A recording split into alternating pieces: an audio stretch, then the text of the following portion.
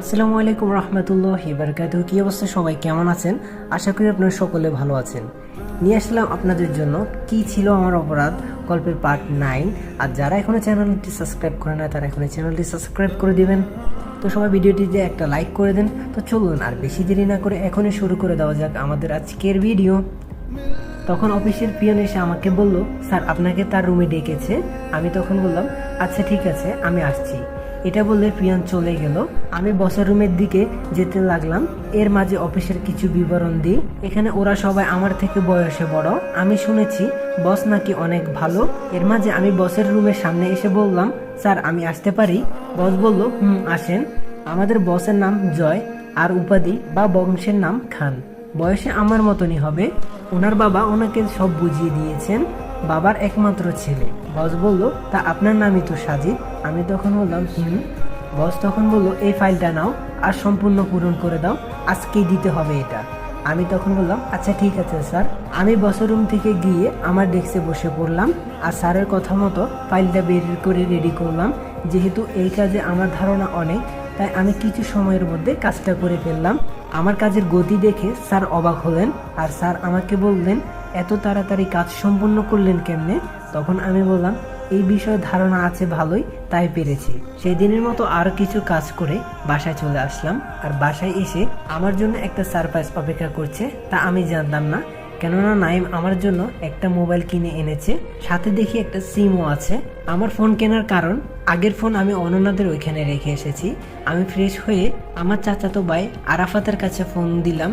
তখন আমি ওকে বললাম, মা কেমন আছে? আরাফাত বলল, ভালোই। তখন আমি বললাম, শোন, মায়ের খেয়াল রাখিস, দেখিস কোনো যাতে অসুবিধা না হয়। আরাফাত বলল, ও নিয়ে তুই চিন্তা করিস না, আমি খেয়াল রাখবো। কিছু সময় ওর সাথে কথা বলে ফোনটা রেখে দিলাম। এভাবে চলে গেল 3 মাস। আর এইদিকে আমার অফিসে আমার প্রমোশন হয়েছে ম্যানেজার পদে। ধীরে ধীরে জয়দের অফিসটা, অর্থাৎ আমাদের বসের অফিসটা বড় হচ্ছে। এখন তাদের কর্মী প্রায় 1000। আগের বাসায় এখন আর থাকি না। অফিস থেকে যে ফ্ল্যাট দেওয়া হয়েছে ওটাতে আমরা থাকি। সাথে একজন কাজের মেয়ে আছে, কেননা স্যার আমার কাজ দেখে অনেক প্রমোশন দিয়েছে। এদিকে আমি অফিসে গিয়ে স্যারকে বললাম, স্যার আমার কিছু দিনের ছুটি লাগবে। স্যার বলল, কি জন্য? তখন আমি বললাম, আমার 2য় বর্ষের প্রথম পরীক্ষা শুরু হবে। স্যার বলল, আচ্ছা ঠিক আছে, যাও, তোমাকে 15 দিনের ছুটি দিলাম। দেখতে দেখতে আমার পরীক্ষা চলে আসলো। আজকেই পরীক্ষা, তাই প্রিপারেশন মোটামুটি নিয়ে কলেজে গেলাম।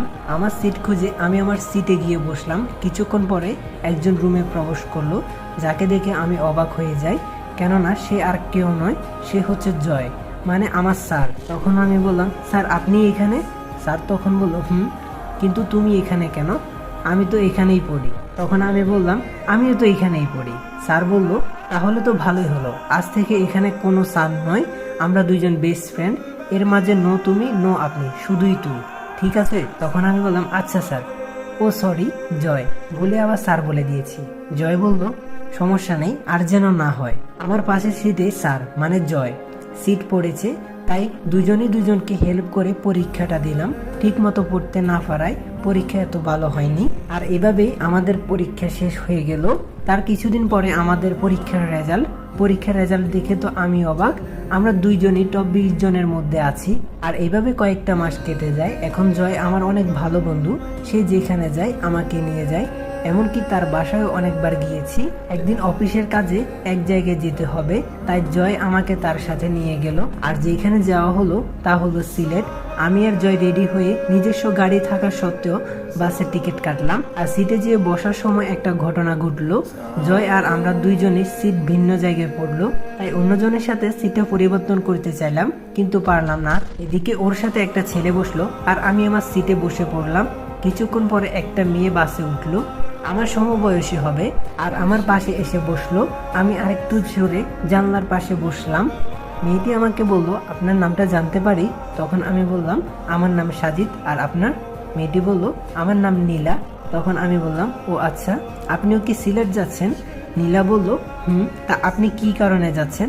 তখন আমি বললাম, ফ্রেন্ডের সাথে ঘুরতে, অফিসের একটা কাজে। নীলা তখন বলল, ও, আমি অফিসের একটা কাজে যাচ্ছি। যাওয়ার মাঝে ওর সাথে আরো কথা হলো, আর যেহেতু সমবয়সী তাই ও বলল তুমি করে বলতে, তাই আমিও আর তুমি করে বললাম। এদিকে অনেকক্ষণ পরে আমরা সিলেটে এসে পৌঁছেছি। অনলাইনে বুকিং করা একটা হোটেল আমরা নিয়ে রেখেছিলাম, সেখানে আসলাম। 2টা রুম বুক করা ছিল, তাই যে যার রুমে চলে গেলাম। পরের দিন ঠিক করলাম জাফলং ঘুরতে যাব, আর অফিসের কাজটা আরও 2 দিন পরে, তাই আজকে ঘুরতে বের হলাম। আর আমাদের না ডিএসএলআরটি নিয়ে বের হলাম। ঘুরতে ঘুরতে অনেক ছবি তুললাম, তারপরে বাসায় চলে আসলাম। পরের দিন অফিসের কাজে যেতে হবে। এখানে প্রায় অনেক কোম্পানি রয়েছে, তার মধ্যে যাদের কাজ ভালো হয়েছে তাদের কাজটা দেওয়া হবে। প্রায় 20 কোটি টাকা লেনদেন, তাই ভালো কাজ দেওয়া হবে। আর সেইখানে গিয়ে আমি তো অবাক, কেননা নীলাও সেইখানে উপস্থিত। ও এসেছে আরকে কোম্পানি থেকে। আর যারা আমাদের কাজ দিবে তাদেরকে দেখে আমি তো আরো অবাক বেশি হয়ে গিয়েছি, কেননা তিনি হলেন রায়হান চৌধুরী। দেশে বিদেশে ওনার অনেক নাম রয়েছে। কিছুক্ষণ পরে জয়দের কোম্পানির নাম বললো, কেননা বিগত কয়েক মাস ভালোই পজিশনে চলে এসেছে। যখন ডাক দেওয়া হলো তখন জয় গেল সব কাজ বুঝে আসতে, আমাকে যেতে বলল, কিন্তু আমি যাইনি, কেননা আমি ওইখানে গেলে উনি আমাকে চিনে ফেলতে পারেন, এই জন্য। আর জয়কে অনেকে কংগ্রেচুলেশন বলল। আর জয় আসার পরে নীলা জয়কে বলল, কংগ্রেচুলেশন জানালো।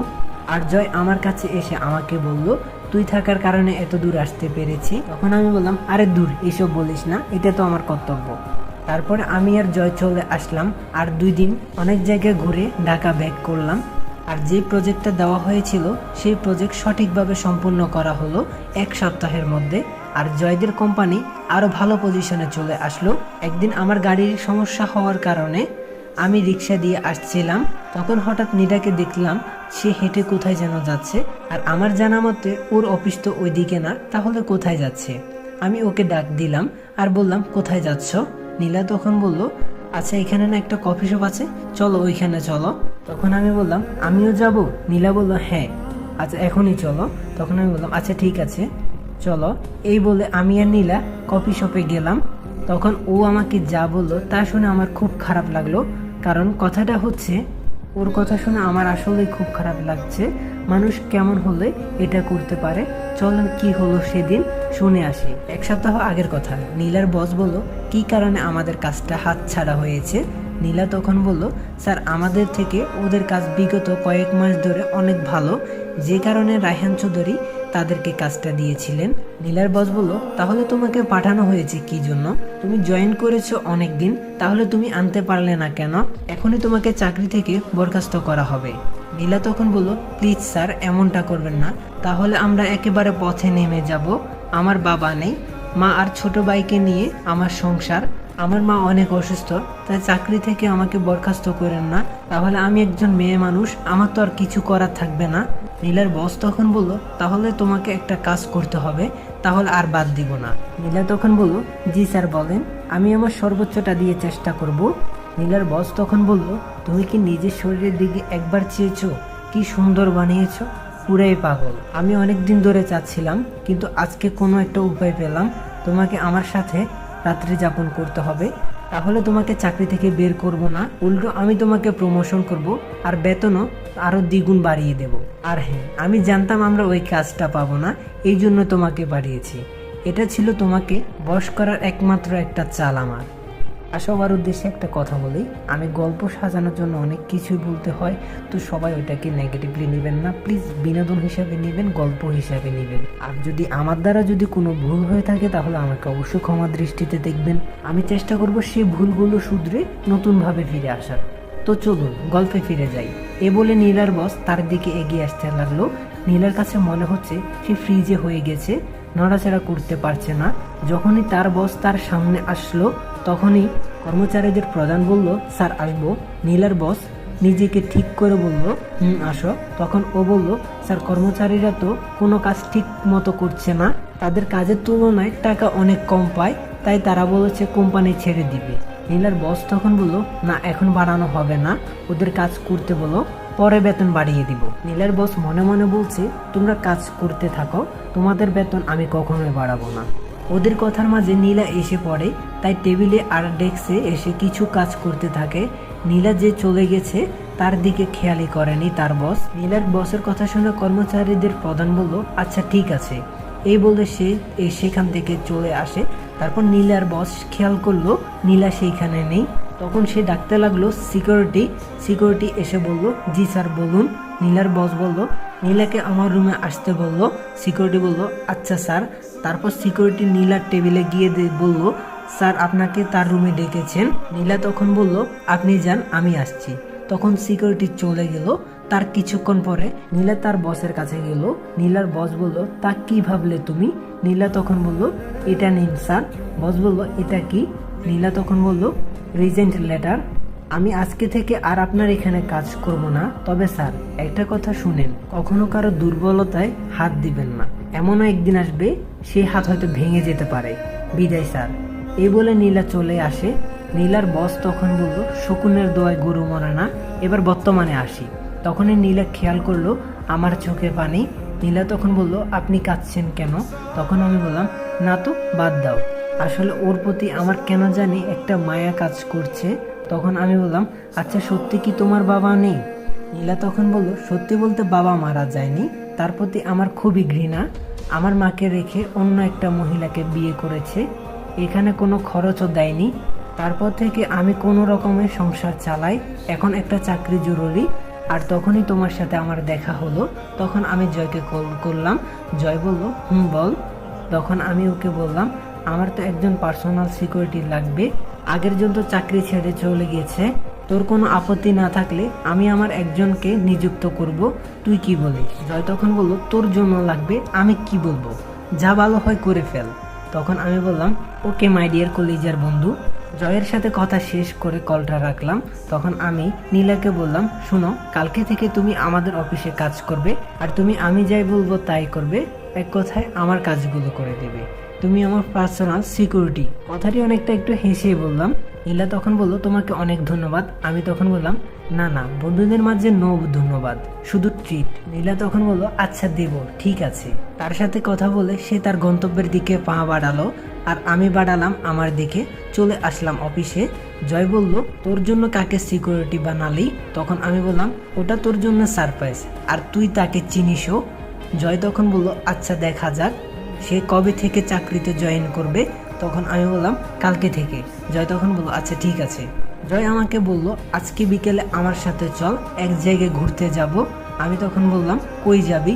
জয় তখন বলল ওইটা তোর জন্য সারপ্রাইজ, যেমনটা তুই আমাকে বলেছিলি। তখন আমি বললাম আচ্ছা তাই।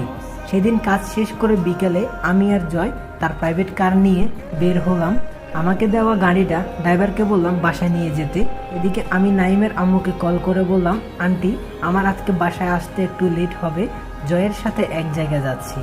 নাইমের মা বলল ওকে তাড়াতাড়ি চলে এসো। আমি তখন বললাম আচ্ছা ঠিক আছে। এই বলে ফোনটা রেখে দিলাম। আন্টি আমাকে নিজের বড় ছেলের মতো দেখে। আমি ওনার কাছে বড় ছেলে, আর নাইম ছোট। এদিকে জয় নিজে ড্রাইভিং করছিল, ও নিজে চললো নিজ গন্তব্যে। জয় তখন আমাকে হঠাৎ করে বলল তো গাইজ ভিডিওটি কেমন লাগলো অবশ্যই কমেন্ট করে জানাবেন। যদি ভালো লেগে থাকে তাহলে এখনই like comment share and subscribe করে দিবেন। আর সবাই গল্পটা বেশি বেশি করে শেয়ার করবেন। যারা ফেসবুক পেজটি ফলো করেননি তারা এখনই ফেসবুক পেজটি ফলো করে দিন, ওইখানে গল্প আপলোড করব। তো সবাই ভালো থাকবেন, সুস্থ থাকবেন, খোদা হাফেজ।